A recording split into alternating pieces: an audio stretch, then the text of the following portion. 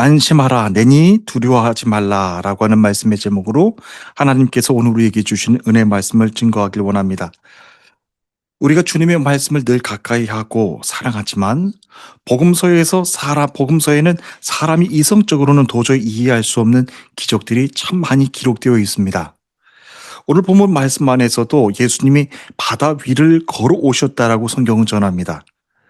물론 이 세상 안에서도 사람의 상식의 테두리 안에서는 도저히 이해하지 못하는, 해석이 되지 않는 그 기적들이 지금도 일어나고 있는 것은 사실입니다.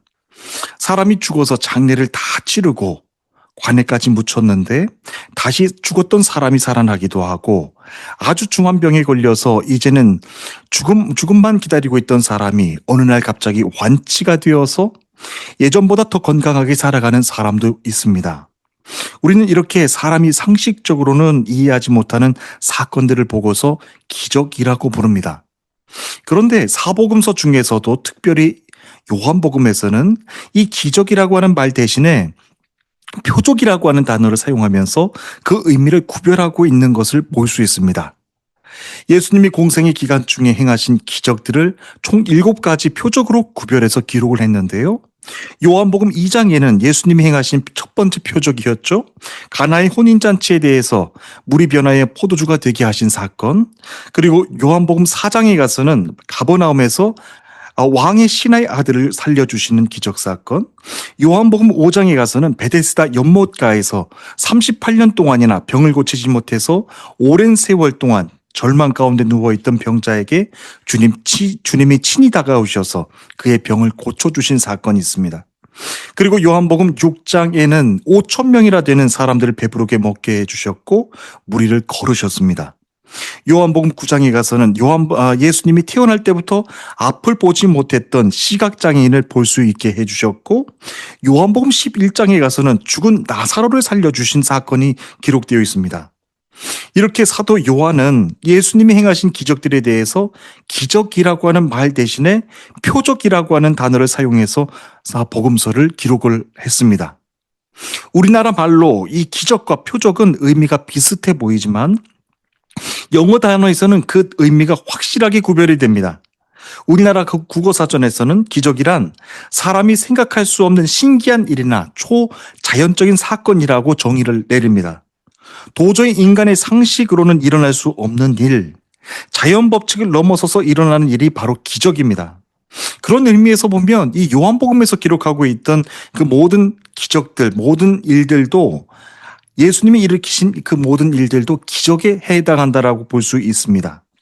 그런데 영어 단어로 이 표적이라고 하는 뜻은요, 사인이라고 하는 뜻인데, 어떤 일어난 사건이 가지고 있는 상징적인 의미, 감추어진 뜻을 의미합니다.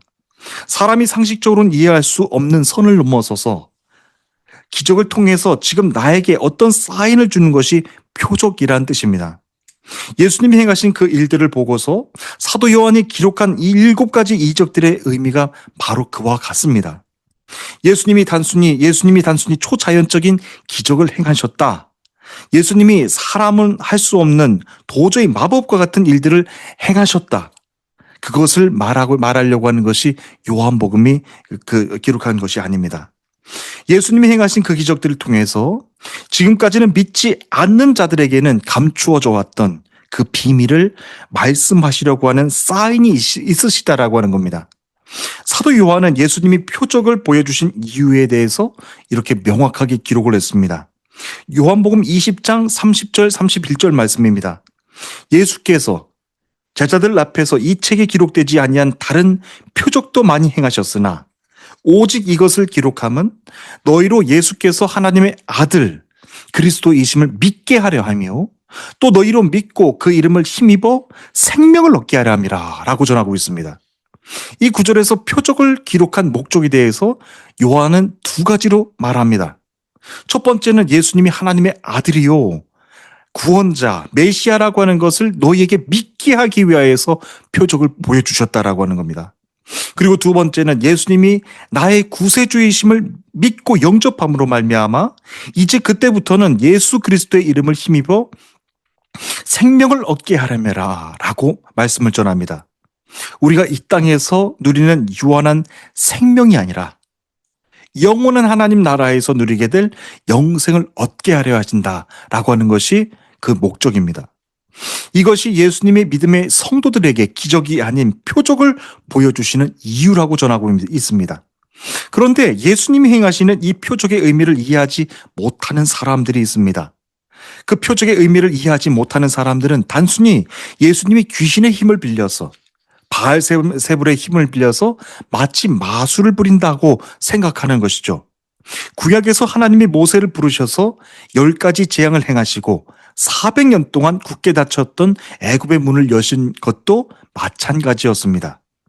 하나님은 당신의 백성들이 노예의 땅에서 나와서 하나님을 예배하는 백성이 되기를 원하셨습니다. 그를 위해서 애굽에 10가지 재앙을 내리시고 지난 400년 동안 이스라엘 백성들의 발을 꽁꽁 묶어 놓았던 애굽의 문을 하나님의 권능의 손을 펴셔서 그들을 친히 이끌어 나오신 것인데, 애굽의 바로 왕은 그 하나님이 행하신 표적, 그 사인에 대해서는 전혀 이해하지 못하는 사람이었습니다. 나중에는 모세가 지팡이를 가지고 행하는 그 일들이 마술과 마법 같다고도 생각했던지 바로 왕은 애굽의 전역에 있는 마술사들을 총동원해서 불러놓고 모세가 행하는 것과 똑같이 행하게 했습니다. 바로는 그 10가지 재앙을 통해서 하나님께서 이스라엘 백성들이 드리는 예배를 받기 원하시는 그 숨은 뜻이 있다라고 하는 것을 전혀 깨닫지 못하게 되자 그 재앙들 앞에서 점점 완악해져가는 모습을 보여주었습니다. 결국 10번째 재앙까지 가서야 이스라엘 백성들이 애굽을 나갈 수 있게 해주었죠. 10번째 재앙은 하나님께서 애굽의 모든 장자와 초태생들을 죽이시는 재앙이었습니다. 바로는 그 재앙으로 인하여서 자신의 장남까지 잃고서야 결국에 하나님의 뜻에 굴복합니다.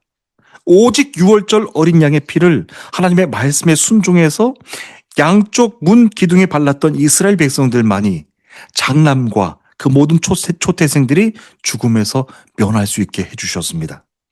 여기에 아주 중요한 키포인트 하나가 보입니다. 애굽의 모든 장자들과 짐승의 초태생들이 다 죽었습니다. 하지만 이스라엘 백성들의 장자는 한 사람도 죽은 사람이 없습니다. 그리고 놀랍게도 이스라엘 백성들의 짐승의 초태생들까지도 구별해서 죽음의 재앙에서 완전히 구별하여 죽지 않게 해주셨다라고 하는 점입니다. 바로 그와 같은 상황 안에서 이스라엘 백성들의 모습입니다. 우리 민족 가운데 예배받기 원하시는 하나님께서 하나님의 사인 6월절 어린 양의 피로 우리 민족을 세상과 구별해 주셨다.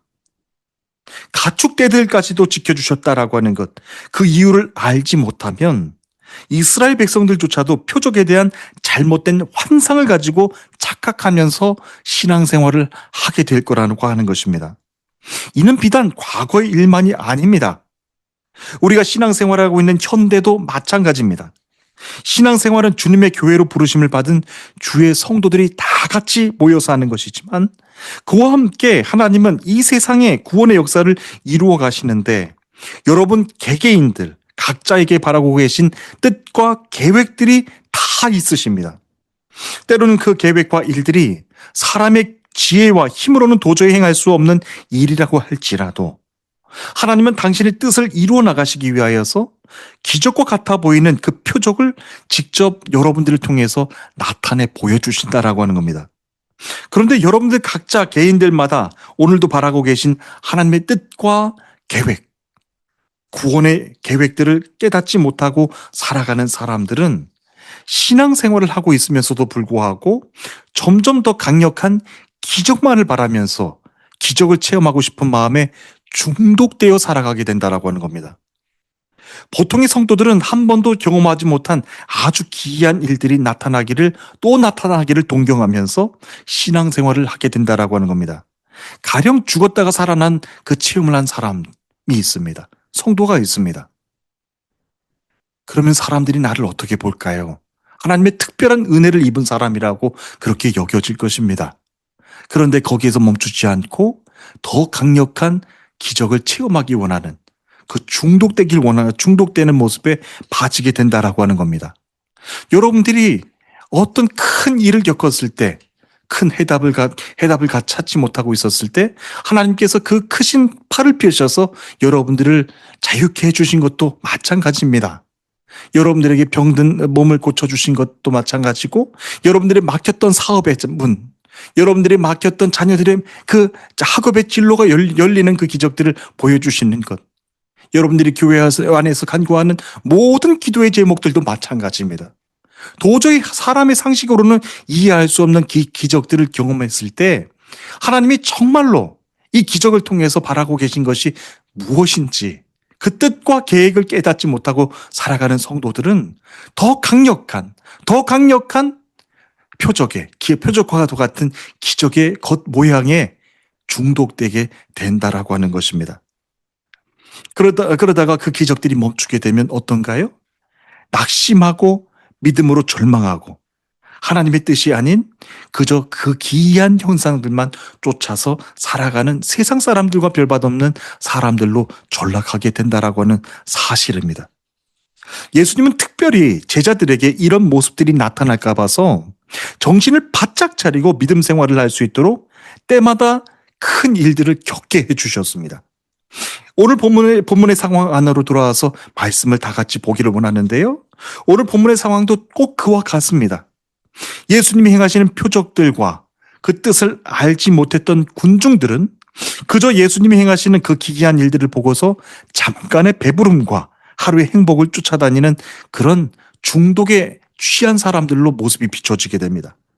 그리고 남들이 경험해보지 못한 그 기적들을 체험하면서 자신은 다른 사람들과는 특별한 사람이 됐다라고 생각을 하면서 예수님을 따라다니는 군중의 모습을 보게 됩니다.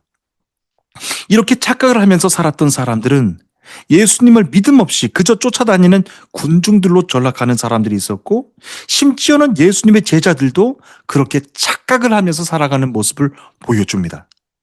예수님은 사람들의 이런 마음을 아시고 제자들을 구별해서 먼저 재촉해서 배를 타고 건너편 벳사다로 건너가 있으라 라고 말씀하셨습니다. 왜냐하면 제자들이 사람들의 이와 같은 열광에 휩싸이게 될 때 하나님이 지금까지 나에게 보여주셨던 그 표적의 의미는 깨닫지 못한 채 점점 더 강력한 기적에 중독될 수 있기 때문에 그래요. 그렇기 때문에 그 자리를 당장 떠나라고 말씀해 주셨던 겁니다. 예수님은 제자들이 그렇게 변해가는 것을 절대로 원치 않으셨습니다. 예수님은 제자들을 먼저 돌려보내시고 자신은 사람들을 피해서 혼자 산으로 기도하러 올라가셨습니다. 이는 무엇을 뜻할까요? 예수님 스스로도 그 기적에 중독되는 자리에서 벗어나기 위해서 혼자서 산으로 올라가서 기도하셨다라고 하는 의미입니다. 사랑하는 주님의 성도 여러분, 오늘도 여러분들의 삶 속에 기적이 필요한 경우도 있을 것입니다. 간절하게 바라는, 내 아들이 중환병에 걸렸습니다. 주님 고쳐주세요. 낫게 해주세요. 기적을 베풀어 주세요. 그렇게 기도할 수도 있고, 주님 이제는 세상의 마지막입니다. 마지막 힘을 다해서 세상을 살아봤지만 이제는 모든 소망조차 다 잃어버렸습니다. 나에게 마지막 시간 주님의 희망을 보여주세요. 라고 하면서 하나님의 그 거대한 기적을 바라는 기도를 드리고 있는 성도들도 계실 것입니다. 하지만 우리가 기억해야 될 것 한 가지가 있습니다. 주님은 필요하다면 여러분들 삶 속에서도 그 큰 기적을 행하실 것인데, 주님은 여러분들이 영원한 생명을 얻기 위하여서, 세상 속에서 여러분들이 구원받기 위해서 그 거룩한 그 기적을 행하여 보여주신다라고 하는 것입니다. 그것을 깨닫지 못하면 우리는 다음에도 더 강력한 그 기적을 바라고 그 기적에 취해서 중독에서 빠져나오지 못한다라고 하는 거예요. 여러분 기억하십시오. 세상의 물질의 중독에 빠지는 자들, 다 그렇게 멸망당하는 쪽으로 나가는데도 중독된 채 거기서 나오지 못하는 거예요. 명예에 중독된 사람들이 있어요. 명예에 중독된 사람들은 거기에서 빠져나오지를 못하는 거예요. 부와 명예와 그 자리에서 빠져나오지를 못하는 거예요. 자꾸만 더 강력한 그 중독의 기적과도 같은 모습에 중독되어 빠져나오지 못한다라고 하는 것이죠. 그런데 예수님조차도 그 중독되는 자리에서 벗어나기 위해서 혼자서 산으로 올라가 기도하셨다라고 하는 거예요. 이것은 무엇을 의미합니까? 하나님의 뜻을 깨닫기 위하여서는 때로는 외로운 시간도 필요하다라고 하는 뜻입니다. 하나님의 계획과 구원의 계획을 알기 위하여서는 군중들로부터 벗어나는 따로 나만의 시간이 필요하다라고 하는 의미입니다. 오직 하나님의 나라와 아버지의 뜻을 이루시는 데만 집중하셨던 예수님이십니다. 오늘 주시는 본문 안에서 예수님은 밤이 새도록 기도하셨습니다. 그런데 새벽 시간이 다 되기까지 제자들이 힘겹게 노젓고 있는 것을 내려다 보시는 겁니다. 마가복음 6장 47절, 48절에 기록된 말씀입니다. 저물매 배는 바다 가운데 있고 예수는 홀로 무태 계시다가 바람이 거스름으로 제자들이 힘겹게 노젓는 것을 보시고 밤 사경쯤에 바다 위로 걸어서 그들에게 오사 지나가려고 하시매 라고 기록하고 있습니다. 여기에서 밤 사경이라고 하는 뜻은 새벽 3시에서 6시 사이를 뜻합니다. 예수님이 제자들에게 먼저 건너가 있으라고 말씀하신 건 한참 전 시간이었을 텐데 제자들은 새벽 3시가 넘는 시간까지 세차게 부는 그 풍랑 가운데, 바람 가운데 앞으로도 가지 못하고 호수 중간에서 힘겹게 노를 젓고 있었습니다. 칠흑과도 같은 그 어두운 새벽 시간이었는데 세차게 몰아치는 바람 속에서 높은 파도 속에 갇혀서 제자들은 예수님이 얼마나 원망이 됐을까요? 때로는 예수님의 말씀대로 순종해서 나갔는데 이렇게 풍랑을 만날 때가 있어요. 아무것도 하지 못하고 마치 죽음의 공포 속에 갇혀 있게 되는 경우도 있게 된다라고 하는 겁니다. 여러분 그때도 기억하십시오. 이 기적을 행해서, 이 표적을 행해서 예수님은 무엇을 원하셨던가라고 하는 것입니다. 얼마나 원망이 됐겠습니까? 제자들은요. 제자들은 예수님이 먼저 가라고 해서 배를 탔을 뿐이었을 텐데 새벽 시간 내내 풍랑에 갇혀서 자칫 죽을 수도 있는 상황에 처해 있습니다. 예수님이 풍랑에 갇혀서 두려워하고 있는 제자들을 보시자 바로 그 풍랑이 있는 호수 그 정중앙으로 걸어가셨습니다. 얼마나 급하셨으면 예수님이 호수 위로 걸어가셨을까 그런 생각을 하게 됩니다. 그런데 거센 풍랑을 걸으며 물 위로 걸어오시는 예수님을 본 제자들의 반응은 예수님을 예수님으로 알아보지 못했다라고 하는 겁니다.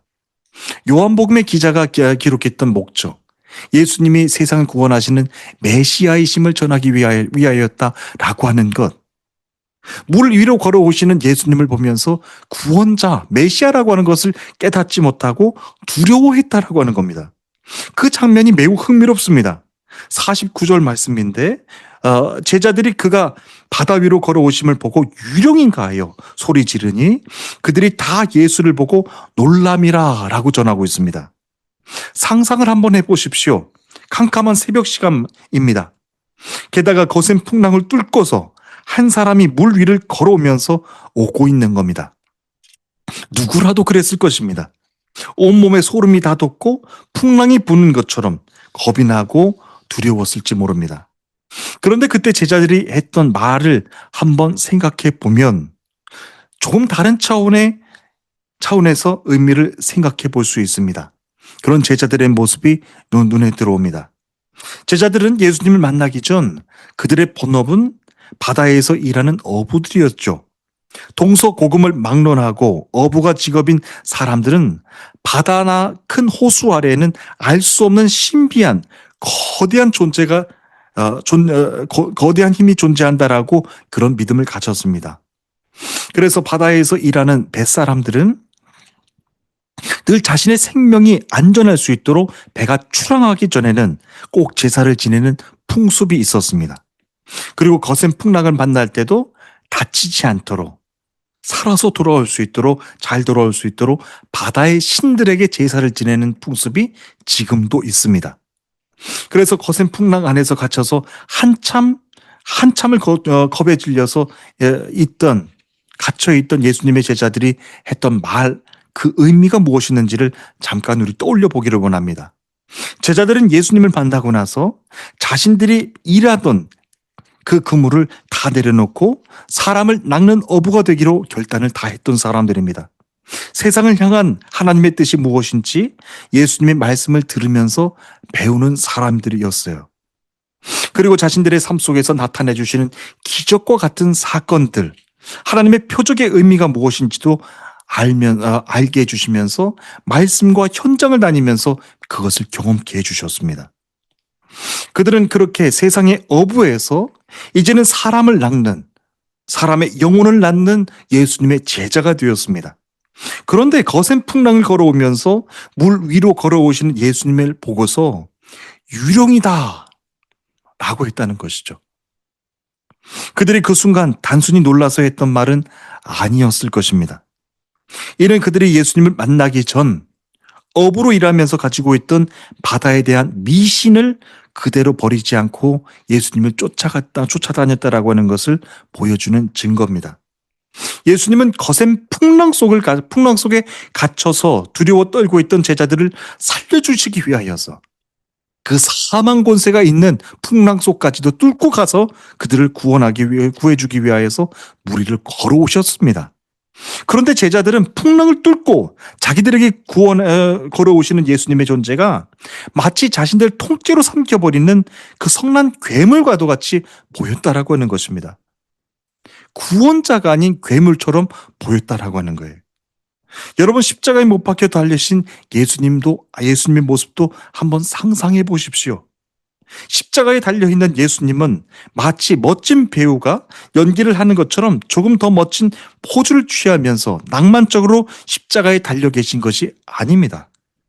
만약에 그 장면을 영화로 담는다면 예수님의 모습이 너무나도 처참하고 흉측하고 너무나도 아파 보이셔서 그저 편안하게 사랑하는 나의 예수님이라고 고백조차 할 수 없는 그런 모습을 보게 될 것입니다. 그런데 여러분, 성경이 우리들에게 전해주시는 메시지는 예수님은 십자가에서 죽어가는 그런 처참한 괴물과도 같은 사람이었다. 너무나도 끔찍한 그 유령과도 같은 사람이었다. 그것을 전해주기 위하여서 전하고 있는 것 아닙니다. 그처럼 사참혹한 고통을 참아내면서까지도 온 땅 세상의 영혼들을 구원하기 위하여서 그 모진 고통과 고난들을 다 겪어 순종하셨다라고 하는 것을 보여주기 위하여서 그 아픔의 시간들을 그것을 기록하고 있는 것입니다. 혹은 처참해진 예수님 모습을 보고서 유령이다 라고 소리를 질렀던 예수님의 제자들처럼 그럴 수도 있지. 예수님의 모습이 얼마나 처참하게 보였으면 그런 공포에 질린 말을 했을까라고 하면서 이해할 수도 있겠지라고 하는 것, 그렇게 생각할 수도 있을까요? 그렇지 않다라고 하는 겁니다. 예수님은 세상에서는 도저히 일어날 수 없는 그 엄청난 표적들을 행하시면서 제자들에게 끊임없이 알게 해주시는 거예요. 끊임없이 나는 세상을 구원하기 위하여 온 메시아다. 너희의 영혼을 구원하기 위해서 온 하나님의 아들 예수 그리스도다 라고 하는 것을 끊임없이 계속해서 나타내 주시는 것인데, 정작 예수님의 제자들은 주님을 바라보면서 괴물이다, 유령이다 라고 소리를 질렀다라고 하는 거예요. 얼마나 이율배반적인 그런 모습인가요? 죄로 영원히 죽을 수밖에 없는 이 세상을 살리시기 위하여서 이 땅에 친히 내려오신 하나님의 아들 예수 그리스도신데, 밤이 맞도록 높은 풍랑과 파도 안에 갇혀서 죽음의 공포 속에 갇혀있는 제자들을 살려주시기 위하여서 나에게 오시는 예수님이신데, 그 기적에 취해 있던 그 기적과도 같은 그 일들에, 그 유혹에 늘 취해 있던 제자들은 예수님을 알아보지 못하고 귀신이다, 유령이다 라고 소리를 쳤다라고 하는 겁니다. 이 세상에서 자기 양을 구하기 위하여서 자신의 목숨까지 내놓고 죽음의 골짜기 안까지 들어오실 수 있는 분이 바로 우리의 선한 목자 예수 그리스도이십니다. 여러분, 자기 양을 구하기 위하여서 죽음의 골짜기 안으로 들어갈 때는 그냥 평상복 입고서 목자가 들어갈 수 있는 것 아닙니다. 사망의 골짜기 안으로 들어가시는 목자의 모습은요, 사나운 들짐승들 때 앞에서 앞을 가로막고 있다고 할지라도, 바닥이 보이지 않을 정도로 그 공포에 낭떠러지가 있다고 할지라도, 목자는 자기 양의 목소리만 듣고서 그 안으로 들어가시는 거예요. 자기의 모든 몸이 다 해함을 받으면서도 불구하고 자기 양을 살리시기 위하여서 그 모든 온갖 고난들, 두려움들, 공포들, 그것을 다 안고서 우리를 살려오시는 분이라고 하는 겁니다. 새벽 3시부터 6시 사이, 앞이 하나도 보이지 않을 정도로 캄캄한 그 거센 풍랑이 일고 있는 상황 속에서도 자기의 사랑하는 제자들을 살리기 위하여서 그 안으로 들어오셨던 예수 그리스도, 그분이 바로 오늘날 저희가 예배하는 그 하나님의 아들 예수 그리스도시다라고 하는 말씀입니다. 그렇게 자신을 향하여서 유령이다, 귀신이다, 처참한 모습에 놀란 그런 제자들의 모습을 보면서 예수님은 어떤 말씀을 해주셨을까요? 예수님은 그런 제자들 믿음 없는 모습을 보면서도 그들을 책망하시지 않으셨어요. 가장 두려운 그 상황 안으로 들어가시는 예수님께서 제자들에게 이렇게 말씀하시는 겁니다. 안심하라 내니 두려워하지 말라 라고 하시는 거예요. 오늘 이 말씀을 듣는 중에 정말 사망의 음침한 골짜기와도 같은 그런 두려운 상황에 처한 성도들도 계실 것입니다. 그런 아픔의 상황 속에서도 어떻게 해야 될지 모른 채 수년 동안, 수십 년 동안 갇혀 계신 우리 믿음의 사람들도 있으실 것입니다. 그러나 여러분, 예수님, 세상을 구원하기 위해서 이 땅의 모든 하늘의 영광도 버리고 오신 하나님의 아들 예수 그리스도가 여러분들이 아파하는, 여러분들이 절망하고 고통당하는 그 사망의 음침한 골짜기가 있는 곳까지도 가셔서 여러분들을 구원해 주기 위해서 다가가고 계신다라고 하는 것입니다. 그와 같은 상황 속에서 우리는 무엇라고 예수님을 받아들이면 좋을까요? 유령이다가 아니라, 주님, 죽을 수밖에 없는 나까지도 살려주기 위하여서 이곳으로 오시는 주님, 감사합니다. 다 죽어갔던 내 생명, 이제는 주님의 영광을 위해서 살아가기를 원하고, 이제는 사망의 음침한 골짜기까지도 다가와서 살려주신 예수님을 위하여서 세상 속에서도 담대하게 살아가는 하나님의 복된 믿음의 사람들 되기를 원합니다 라고 앞으로 나아가는 것입니다. 하나님은 이스라엘 백성들이 당신을 예배하는 백성이 되기를 원하셨어요. 오늘 이 시간에도 예배 자리를 지키고 계신 여러분 모두를 주님의 이름으로 축복합니다. 이곳 가운데서 아무것도 할 수 없다라고 그렇게 생각할 수도 있을 것입니다. 매일 똑같은 자리에서 아무것도 할 수 없는 내 마음이 답답하게 여겨질 수도 있을 것입니다. 하지만 그렇지 않습니다. 사망의 음침한 골짜기 안까지 찾아가 당신의 양들을 구원하기 위해서 찾아오신 예수님께서 오늘 여러분들이 고통당하는 그 상황 안까지 다가가셔서 여러분들을 지켜주고 살려주기 위하여서 여러분들에게 찾아오실 것입니다.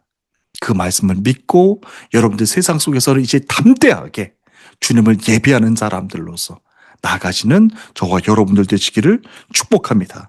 저는 주님이 곁에 함께 계시는데도 불구하고 함께 계시는 주님을 알아보지 못해서 세상을 여전히 두려워하고 겁내는 참으로 안타까운 주님의 제자가 되지 않기를 원합니다.